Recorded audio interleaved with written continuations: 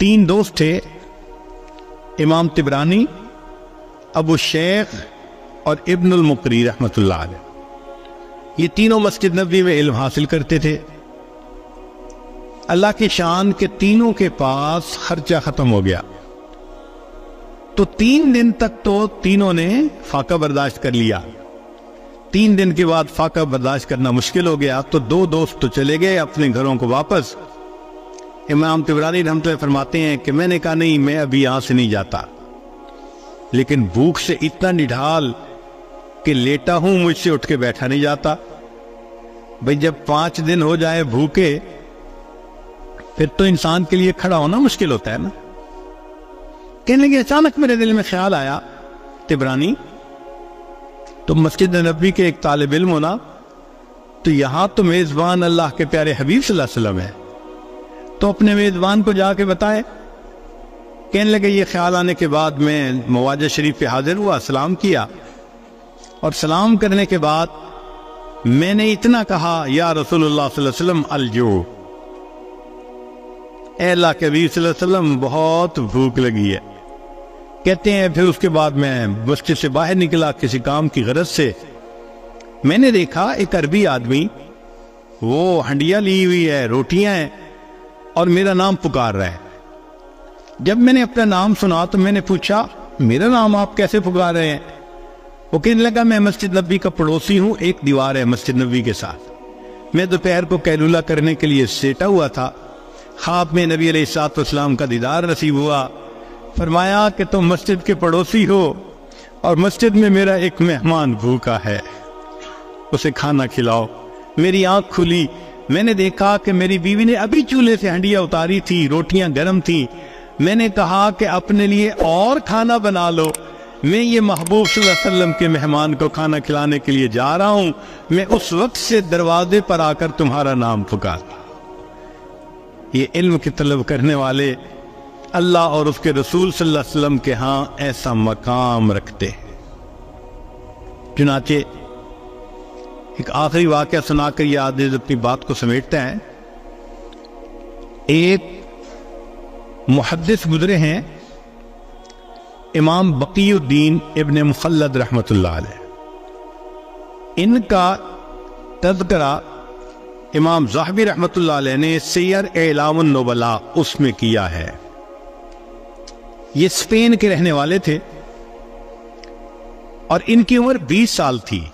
اب ذرا غور کیجئے کہ 20 سال کا نوجوان، اس میں تو دنیا کی تمنائیں، خواہشات، شہوتیں اتنی ہوتی ہیں کہ علم کی طلب اس کے اندر بہت کم ہوتی ہے، اور یہ علم کی طلب کے اندر ایسے ڈوبے ہوئے تھے کہ ہر قربانی کے لیے تیار۔ کہتے ہیں میں نے ایک بڑی کشتی کے اوپر سواری کر لی، اور مجھے بہت سارا وقت، حصہ جو ہے سفر کا، وہ سمندر کے ذریعے طے کرنا تھا۔ اللہ کی شان، ہماری کشتی وہ طوفان میں گر گئی، ہائی ٹائیڈ کے اندر گر گئی، اور جب ہائی ٹائیڈ کے اندر کشتی گر جائے تو ایسے لگتا ہے کہ ابھی الٹ جائے گی۔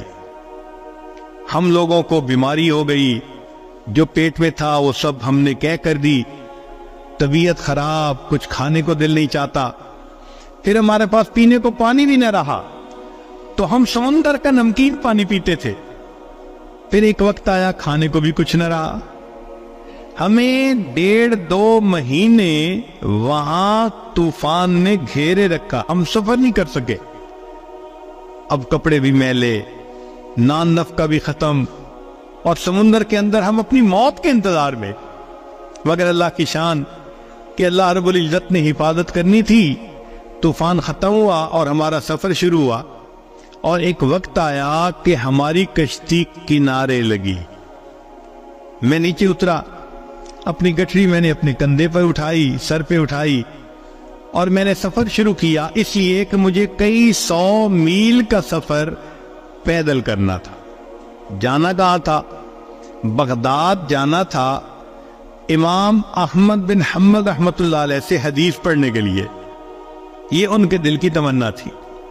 کہتے ہیں کہ میں دن رات پیدل چلتا رہا، سفر کرتا رہا، حتیٰ کہ جب میں نے بغداد شہر کو دیکھا نا آنکھوں کے سامنے، تو میرے جسم نے جواب دے دیا، اتنی تھکن تھی، میں ایک درخت کے نیچے گٹھڑی کو رکھ کر لیٹ گیا اور بہت گہری نیند سو گیا۔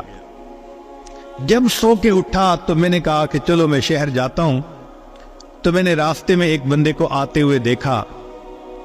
میں نے اس بندے کو سلام کر کے پوچھا کہ سناؤ امام احمد بن حنبل کا کیا حال ہے؟ اس نے کہا کیوں پوچھ رہے ہو؟ میں نے کہا میں اتنا دور سے سفر کر کے ان سے علم حاصل کرنے کے لیے آیا ہوں۔ اس بندے نے ٹھنڈی سانس لی، اے نوجوان تمہاری یہ خواہش پوری نہیں ہو سکے گی۔ کیوں؟ اس نے کہا کہ حاکم وقت امام احمد بن حنبل سے کسی وجہ سے ناراض ہو گیا ہے، اس نے ان کو گھر میں نظر بند کر دیا ہے، نہ کوئی بندہ ان سے مل سکتا ہے نہ وہ کسی بندے سے مل سکتے ہیں، تم تو علم حاصل نہیں کر سکو گے۔ کہتے ہیں کہ یہ خبر بجلی بن کے گری میرے دل پر، مگر میں چلتا رہا حتیٰ کہ شہر پہنچ کے ایک سرائے کے اندر میں نے کمرہ کرائے پر لے لیا اور میں وہاں رات کو لیٹ گیا۔ اگلے دن اٹھا تو میں نے سوچا اتنا بڑا شہر ہے، آخر کہیں تو حدیث کا درس ہوتا ہوگا۔ تو مجھے پتہ چلا کہ عصر کی نماز کے بعد ایک محدث تھے جو استاد المحدثین تھے، یحییٰ ابن معین رحمۃ اللہ علیہ، جو جرح اور تعدیل کے